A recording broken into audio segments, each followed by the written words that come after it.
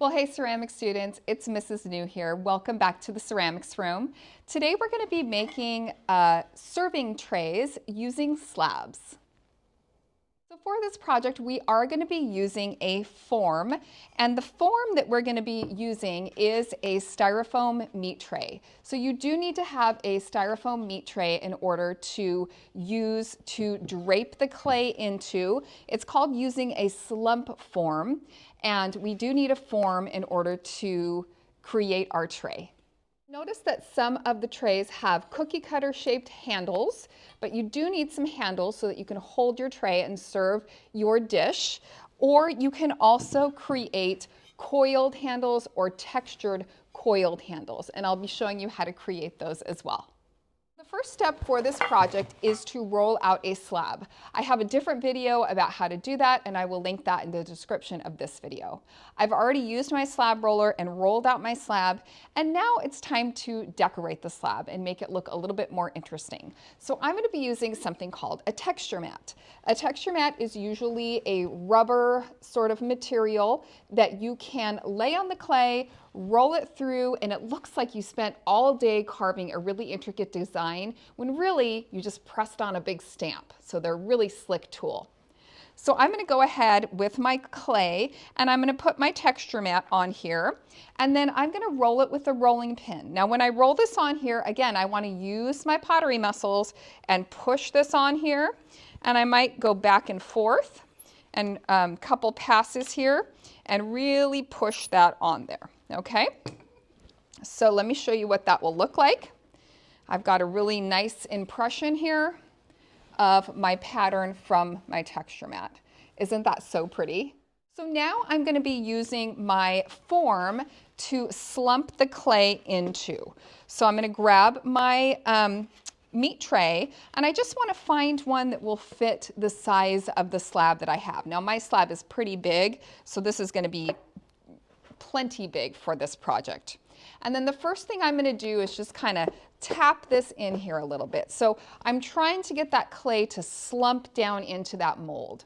Another tool that's going to help me is a small round sponge. So what I'm going to start to do is just press the clay into the mold. I'm not going to smear the clay because that will smear my pattern and my texture mat. But I'm just going to carefully start to press this clay into the shape of this meat tray. By the way, if you have meat trays at home that you can rinse out and bring into class, I would be very appreciative.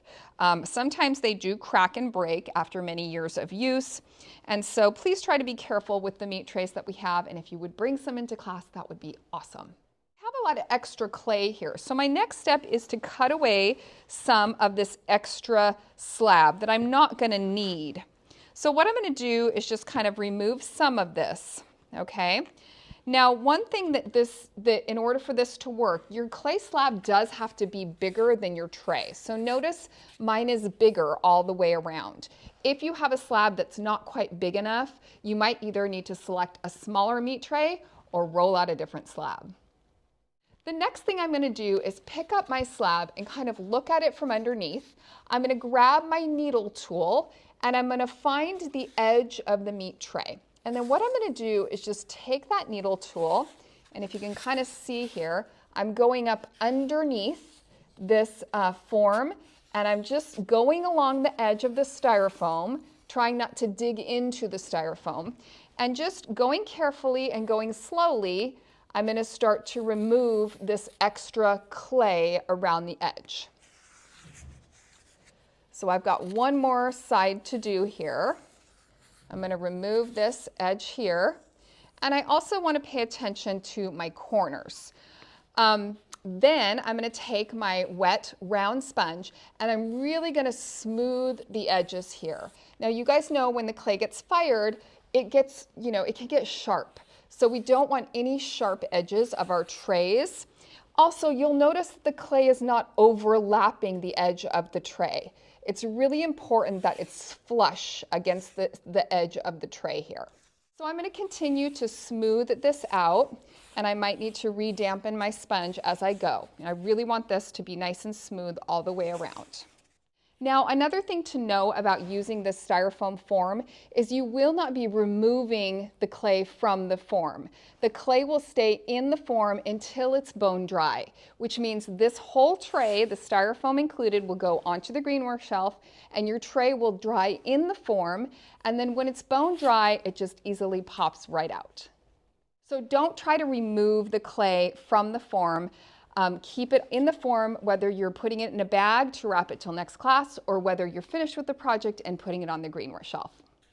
So one of the requirements for this project is that you have 2 handles on either side to create your tray. So you can take your extra slab and you could look through the cookie cutters and cookie cutter out a shape like a star or heart or a butterfly, and you could use that to attach the handles. The other type of handle that works really well is a coiled handle, and I do have some texture blocks that make some really interesting coil handles. So let me show you those next. So let me go ahead and show you the cookie cutter handles first. I have an extra slab rolled out here, and I'm going to go ahead and make 2 stars. So I have my star cookie cutter here, and I can go ahead and just press this into the clay. And you want to make sure that your clay slab is pretty thick. So about the thickness that the slab roller is set at would be perfect. Or if you're using the sticks on either side of your slab, make sure that you're using one that's at least as thick as the tray. So don't make your cookie cutter handles too thin. Once you cut out the handle, you need to go around the edge and make sure it's nice and smooth. Again, you don't want any sharp edges on your cookie cutter shape handles. Now I could have also done a texture mat on these little stars. I could stamp in a word or something like that, but I'm going to go ahead and just attach these like they are. If I was going to attach the star, what I would want to do is put it kind of on top of the tray like this, so that just a little bit of it kind of hangs over the edge, just enough to grab my fingers underneath and serve it. And you guys know when you're attaching clay to clay, you have to slip and score. So I'm going to grab my slip. I'm going to go ahead and kind of mark where this is going to go. So I might just draw it out here a little bit with my needle tool so that I know that that's where my slip needs to go. And then I'm just going to get in here with my fork and make sure that I am cross hatching and going back and forth and adding plenty of slip to the tray and also to the handle, the cookie cutter shape itself. So be very generous with your scoring and your slip. Remember, when you put it on there, that slip should kind of moosh out the sides. Now I'm going to go ahead and push that on there and really kind of make sure that it's well attached, and I'm pushing it on there very, very well. The other thing I will need to do is blend this handle from up underneath. So I want to be sure that this part here underneath the slab is very, very well blended. So I'm going to go grab a wooden tool and do that. With my wooden tool, I can go up under here and pull a little bit of that clay down into the slab of the meat tray or of the tray. And another tip I have for you is you can always do a mini coil or a baby coil, I call it. So get a little piece of clay, make a little coil, put that coil up underneath that slab handle, that star shape, and then use a little bit of that clay to kind of pull back and forth to blend your handle on there. So if these trays have problems, it's usually that the handles break off, and it's usually because the artist hasn't slipped, scored, and blended. So it's really important that you pay attention to the underneath of the handle.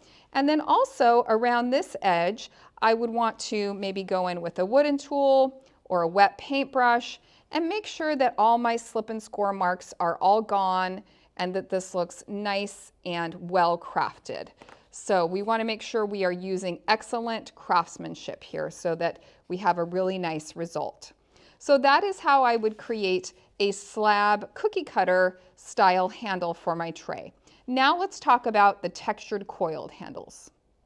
So the other type of handle I can make for my tray is a coil. To start a coil, you just take a piece of clay and start rolling it in your hands like this, okay? You can kind of squeeze it and roll it. So a coil is a fancy word for a snake, okay? So I'm making a snake. I'm going to roll it like this until it starts to look a little bit like a snake. And then I'm going to roll it on the table. So with my canvas cloth, or maybe onto a board, I'm going to roll like this. I'm using this part of my hand here, not really my fingertips, and I'm rolling it back and forth like this, okay? I can also take that coil and twist it opposite like a breadstick and continue to roll it to try to help it be even. So if it starts to get a little like flump, flump, flump, take it, twist it opposite like a breadstick and keep going. Now for these handles for your trays, you don't want your coils to be too thin. So about like that is about right. So think of like a hot dog, okay? About the thickness of a hot dog will work really, really well. Now I do need 2 handles, so I'm going to go ahead and cut my hot dog in half, and then I'm going to line this up and make sure that these handles are both even, okay?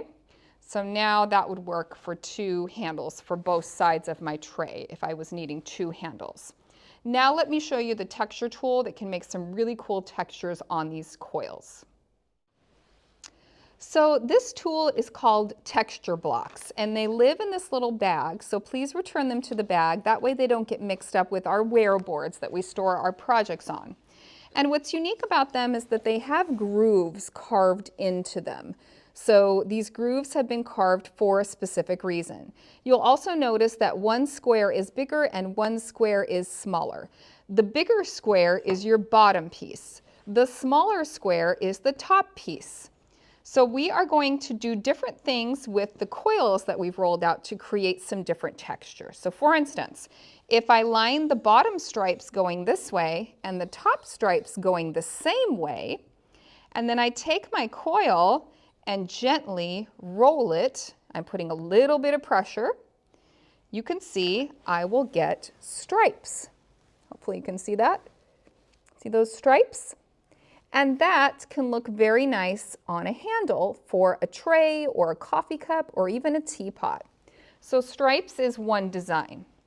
If I have the bottom stripe or bottom curves is going this way and the top one's going the opposite way, let's see what I get there. So these are going this way, this one goes this way, and if I gently roll this, I'm going to get a checkerboard design.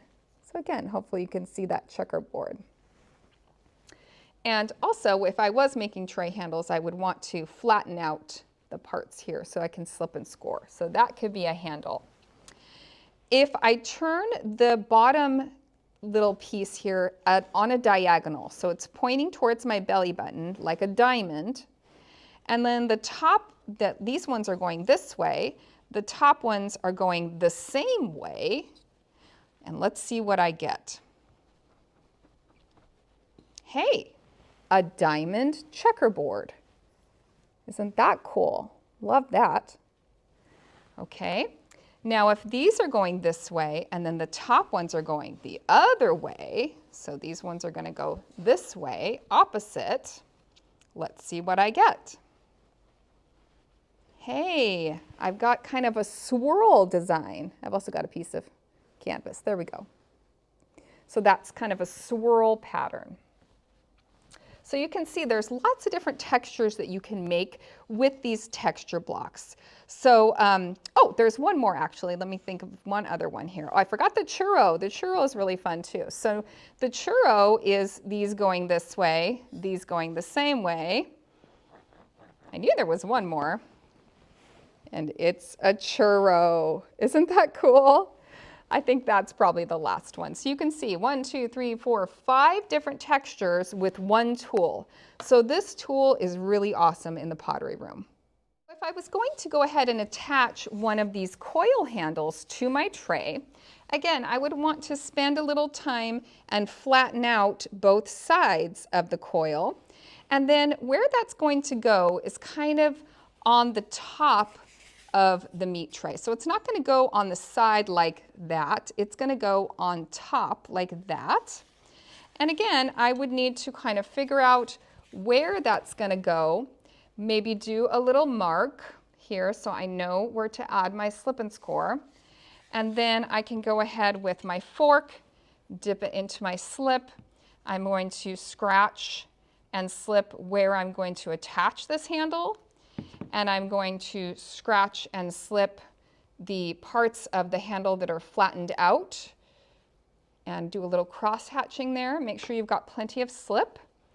And then I can push that on there a little bit to try to help it stay. Now, if I have extra scoring marks like I do here, I would probably want to get in there with a wooden tool and blend those out so that I don't see all the mechanics of putting my handle on here.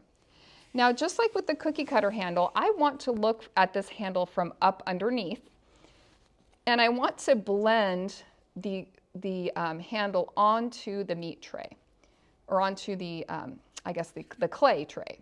So what I'm going to do is just take a little bit of that clay and blend it up into the handle.